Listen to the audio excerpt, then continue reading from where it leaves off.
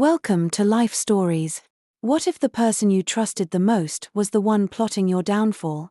Ethan Carter, a seemingly ordinary taxi driver, had built a quiet life with his wife, Olivia. But behind closed doors, she had spent years studying him, manipulating him, and planning his murder. When a deadly contract is placed on his life, Ethan realizes the betrayal runs deeper than he ever imagined. But Olivia and her powerful lover made one fatal mistake: they underestimated the ghost of his past. Subscribe to Life Stories to begin today's tale of deception, betrayal, and ultimate justice. Chicago's streets had a rhythm of their own. The honking, the hum of engines, the distant wail of an ambulance. It was a symphony of the city that Ethan Carter had learned to blend into. He guided his yellow taxi through the morning rush, his hands loose on the wheel, his posture relaxed. A man who had driven for years, seen 1,000 faces, and asked no questions. To anyone watching, he was just another cab driver lost in the chaos of an ordinary workday. But Ethan Carter was never ordinary. At 42, his temples were dusted with grey, and laugh lines creased the corners of his sharp blue eyes. He looked every bit the working-class man who had accepted life's struggles with quiet endurance. But the truth was different. Beneath the worn leather of his driving gloves, scars traced a past he had buried. His left arm bore a geometric tattoo, a silent mark of a history no one on these streets could ever guess. Ethan Carter had once been commander of Homeland Security's Ghost Unit, a tactical division so covert that only a handful of people even knew it existed. And now, he was a man hiding in plain sight. The woman at the curb barely glanced up as she tapped on his window. "Goldman Sachs," she said without looking away from her phone. Ethan clicked the locks open. "Sure thing, miss." She didn't ask about his day. He didn't offer anything more. That was the way he liked it. The less people saw, the easier it was to disappear. As he pulled into traffic, he caught his reflection in the rearview mirror. Time had softened his features, but the instincts remained. He still noticed everything: the suspiciously familiar black SUV that had passed by 3 times in different neighborhoods, the man in a gray suit appearing at separate pickup locations. Details most would ignore, but for Ethan, they were filed away. The habits of an old life never really left you. His phone vibrated on the dashboard. A message from Olivia. "Dinner at 7. Made your favorite." Ethan smiled. Just slightly. Olivia. His wife of 15 years. The woman who had once been a brilliant criminal psychologist, who had studied the minds of the world's most dangerous people before choosing a quieter life with him. Their brownstone in Lincoln Park was their sanctuary, filled with the smell of books and fresh coffee, the hum of late-night conversations, and the warmth of a love they had built over years. A love that felt real, solid. But love, Ethan had learned, could be the most deceptive illusion of all. He drove on, lost in thought, weaving through the city's arteries. His passengers came and went: a businessman heading to a downtown meeting, a mother rushing her son to school, an elderly couple holding hands in the back seat. Faces that never lingered, lives that barely brushed against his. The work was simple, predictable, and that's why he had chosen it.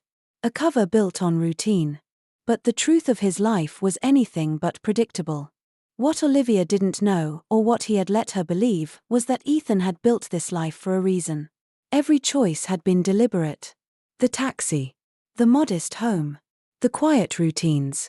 It was all designed to create distance between himself and the world he had left behind. A world where trust had expiration dates, where betrayal wasn't an exception but an expectation. At 6:45 p.m., Ethan pulled into his usual parking spot. The familiar sight of their home greeted him: warm lights glowing in the kitchen window, the faint sound of jazz playing inside. Olivia was there, moving between the stove and the counter, preparing their meal. She turned as he stepped inside. "Perfect timing," she said with a bright smile. "The roast is just about done." Ethan crossed the kitchen, kissed her cheek, and breathed in the scent of her perfume. Smells amazing. His hands rested on her shoulders, hands that had once dismantled terrorist cells, orchestrated missions that toppled governments, and held weapons with precision. Now, they simply squeezed her gently, as if holding on to something fragile. How was work? Olivia asked as she stirred a pot of sauce, her wedding ring catching the light. Same as always, Ethan said, setting down his keys. Though I had an interesting fare today. Professor type. Talked my ear off about psychology. Her hand hesitated. Just for a fraction of a second. Oh. Behavioral analysis. Reading people. Ethan watched her reflection in the window. He had some fascinating theories about deception. Olivia smiled. Smooth as ever. I don't miss those days, she said lightly. Too much darkness. I prefer our quiet life. Ethan nodded, playing along. But inside, a cold realization settled in. He had spent years studying deception. And he had spent 15 years loving a woman who had mastered it.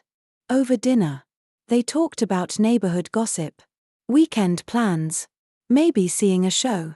The perfect picture of a happily married couple. But beneath the table, Ethan's phone vibrated again. An encrypted message. A warning. A name he hadn't heard in years. You're quiet tonight, Olivia observed, refilling his wine glass. Ethan met her gaze, his smile never wavering. Just tired. Long day. She reached across the table, squeezed his hand. Poor baby, she murmured. Why don't you take a hot shower while I clean up? He smiled back. What did I do to deserve you? Later, as Olivia slept beside him, Ethan lay awake, staring at the ceiling. His mind processed variables, calculated odds, formulated contingencies. Every instinct told him that something had changed. In the morning, he would wake up, start his shift, pick up fares, navigate traffic, play his role. But the illusion was shattered. The game was in motion.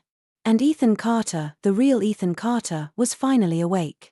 The ghost was back in play.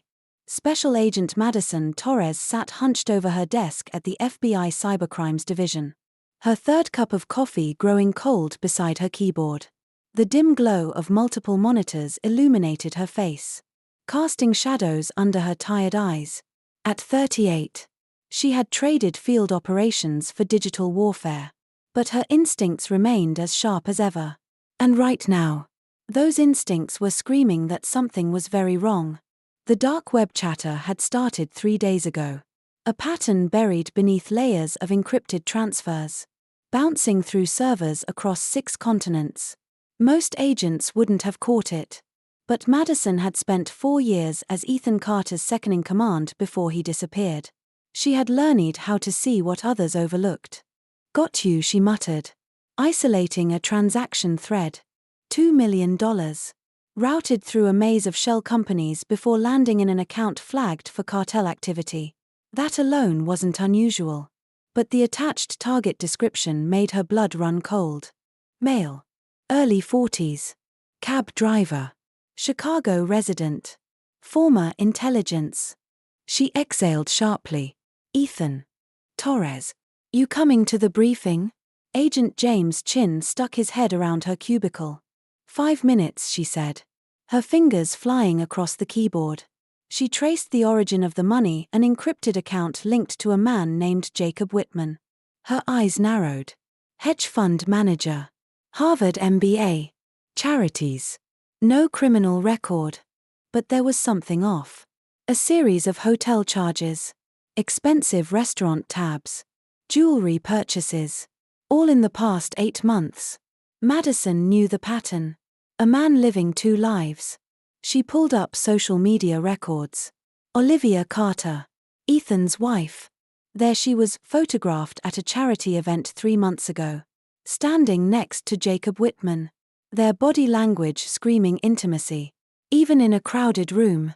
Madison leaned back in her chair. Pieces clicking into place. She's having an affair.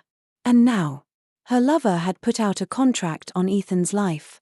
Across town, in his penthouse suite overlooking the Chicago skyline, Jacob Whitman adjusted his tie, studying his reflection. The Italian suit cost more than most people made in a month. But appearances were everything in his world. He checked his phone, an encrypted message from Olivia. "Missing you tonight." Jacob smiled, remembering their first meeting. The Metropolitan Museum Gala. The way Olivia had approached him during the auction. Her champagne glass in hand. Eyes sparkling with intelligence. She wasn't like the women who usually clung to him, gold diggers with empty minds. No. Olivia was different. Sharp. Strategic. Dangerous. And he loved every second of it. His phone rang. A secure line. "Is it done?" he asked without preamble. "Transfer confirmed," a heavily accented voice replied. "My men are in position." "Remember the requirements," Jacob said. "It has to look like an accident. We know our job, Senor." Jacob ended the call and poured himself a drink, staring out over the city. Soon, Ethan Carter would be gone. And Olivia would be free. Back at the FBI, Madison made a decision. She opened a secure channel she hadn't used in years. Typed in a code sequence that would send an alert to only one person. Ethan Carter. In Lincoln Park. Ethan's phone vibrated silently in his pocket. Olivia glanced over from the couch, where she was reading. "Work?" she asked casually.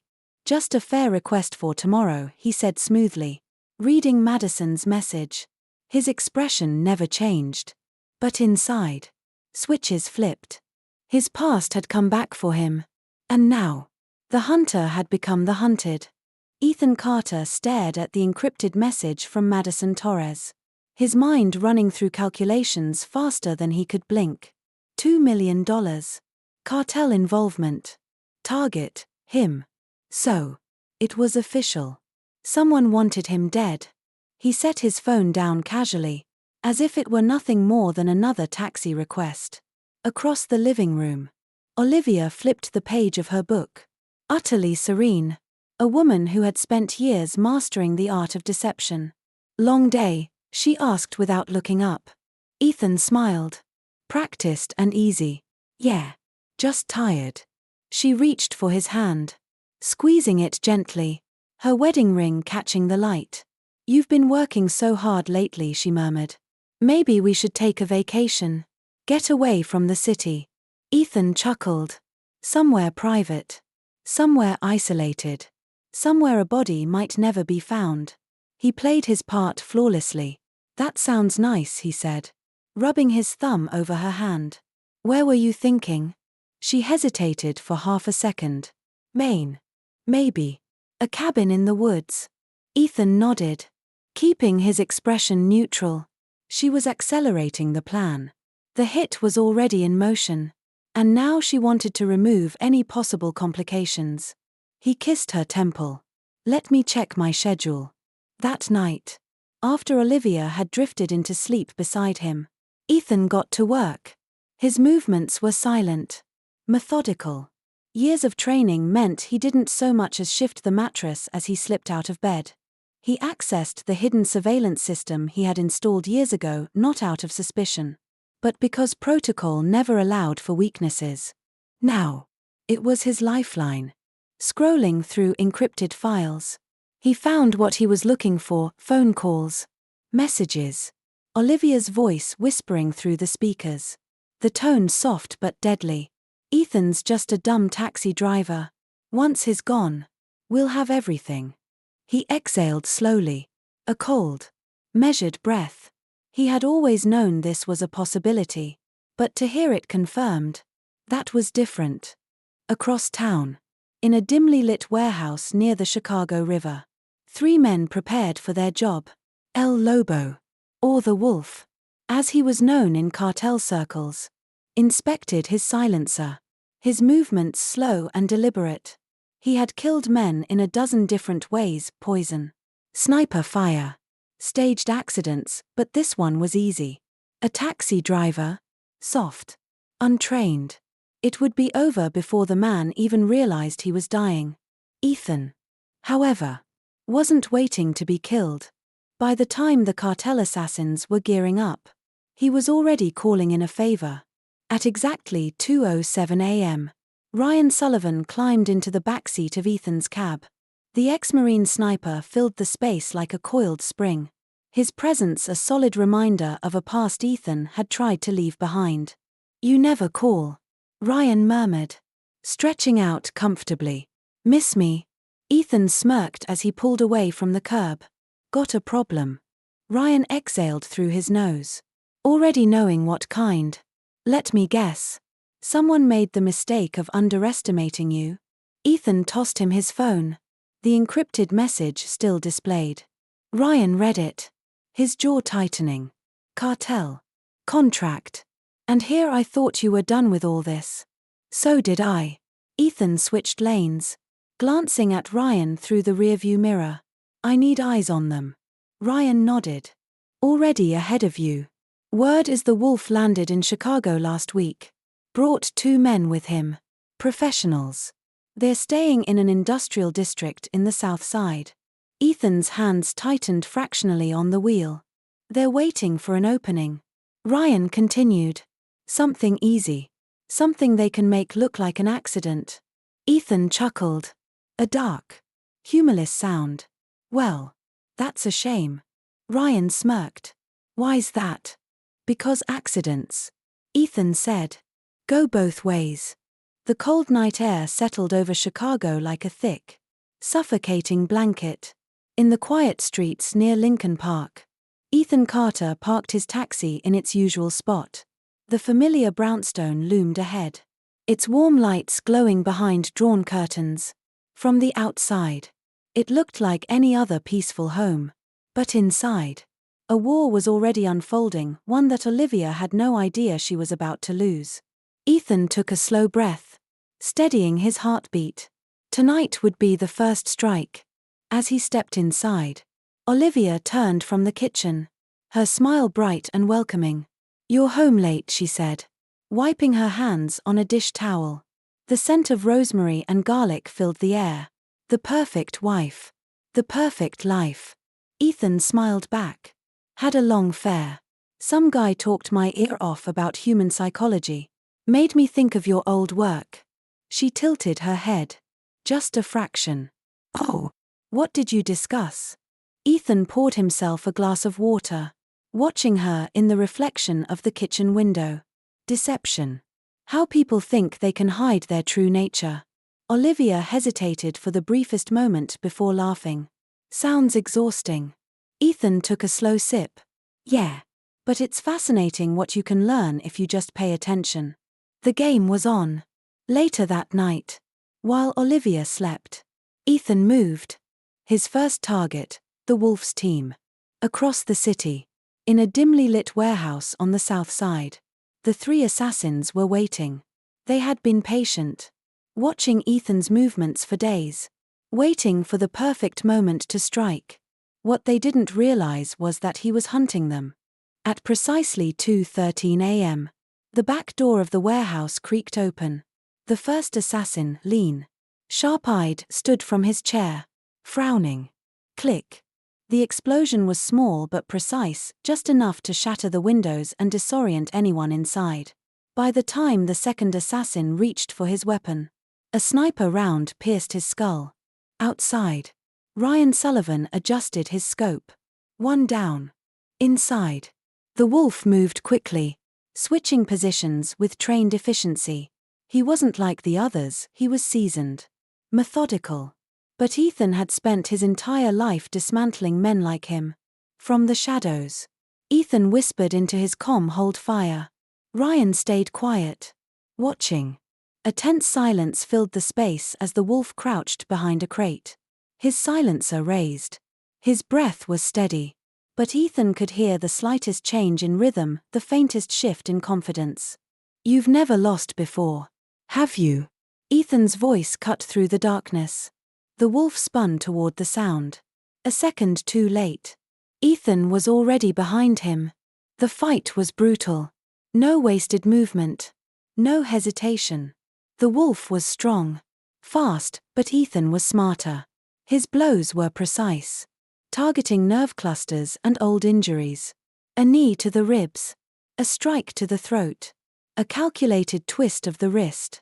Seconds later, the wolf was on his knees, gasping for air, blood dripping from his mouth. Ethan crouched beside him. "Tell your employers something for me." The wolf spat blood onto the concrete, glaring. Ethan leaned in. "Tell them the ghost is awake."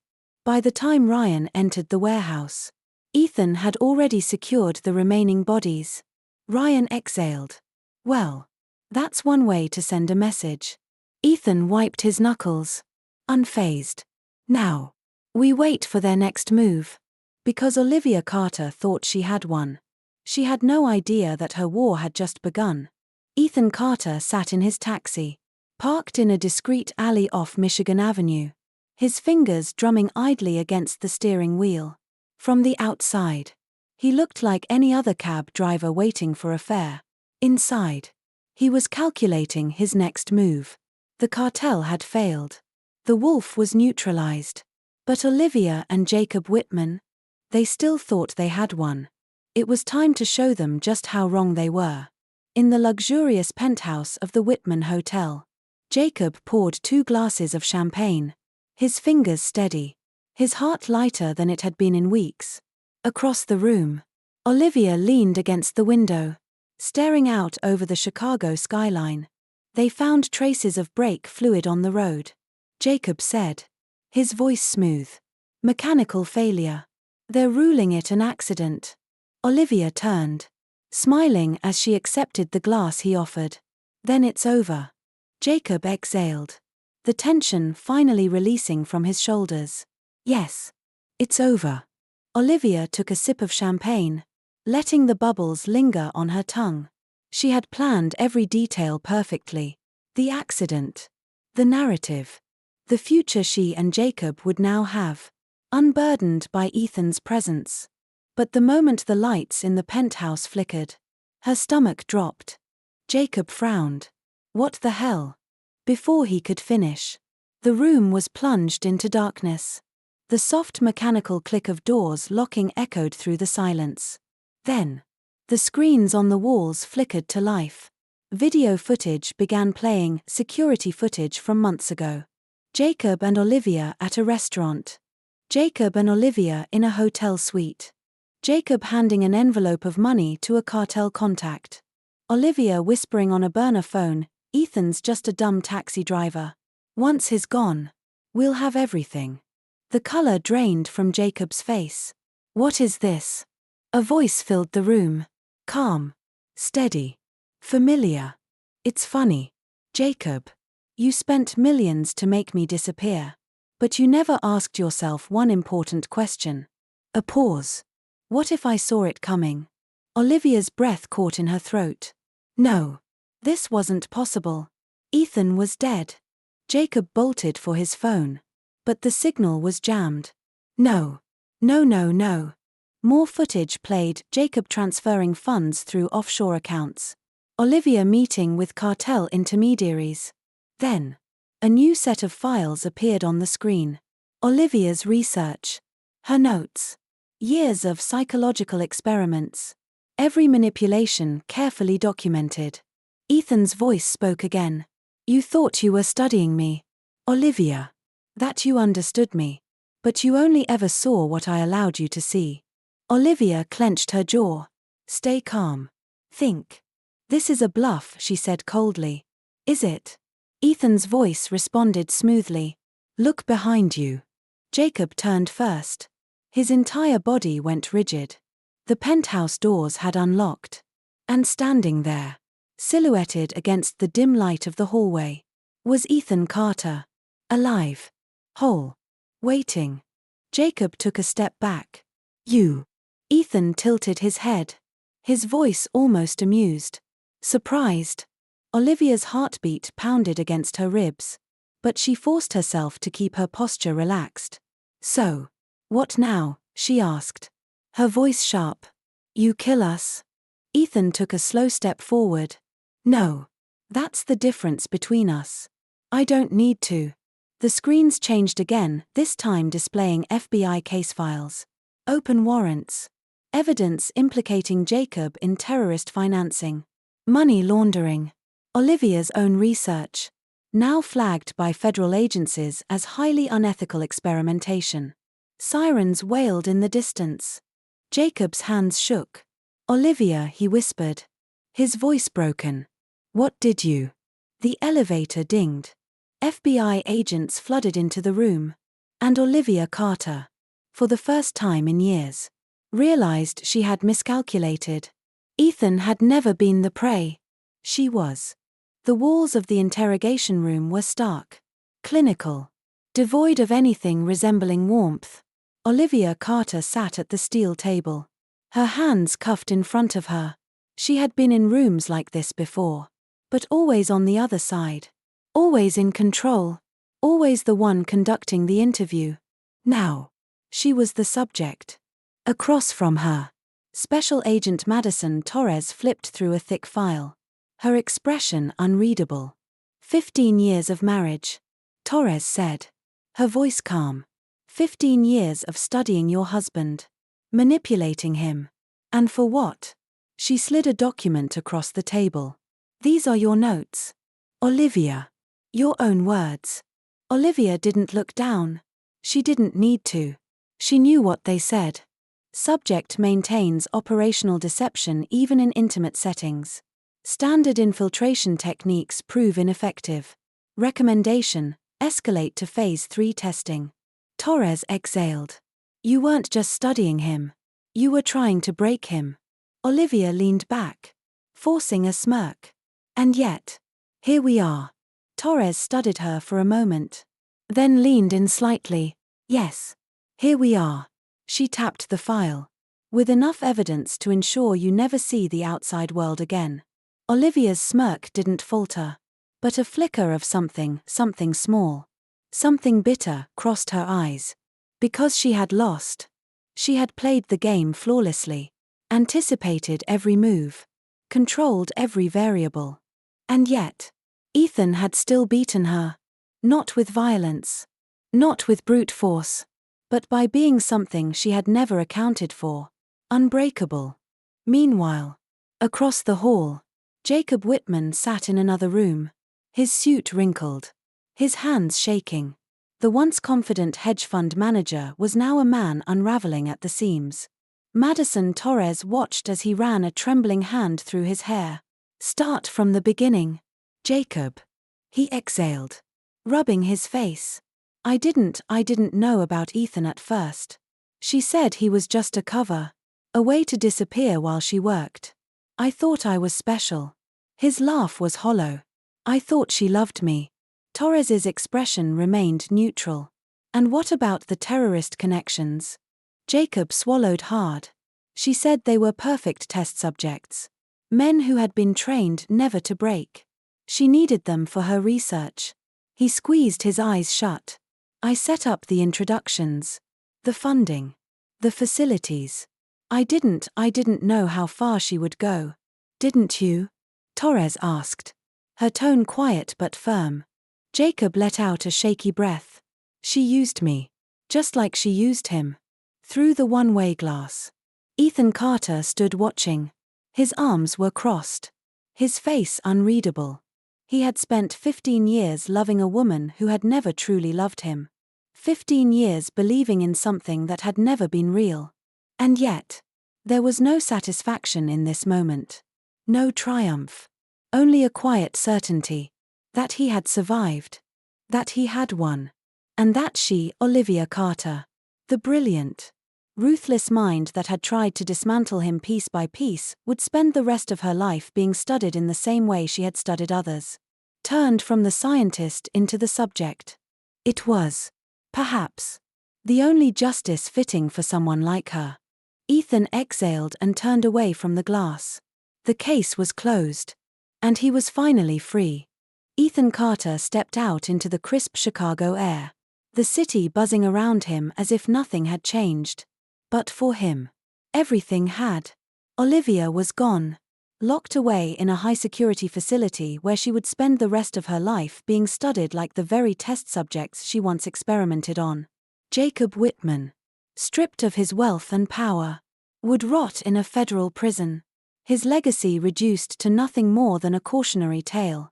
Ethan had won, but victory wasn't about revenge. It was about freedom. As he slid into his taxi, he glanced at the rearview mirror, seeing his own reflection. The past would always be a part of him, but it no longer defined him. The ghost had returned to the shadows. Some stories end. Others evolve.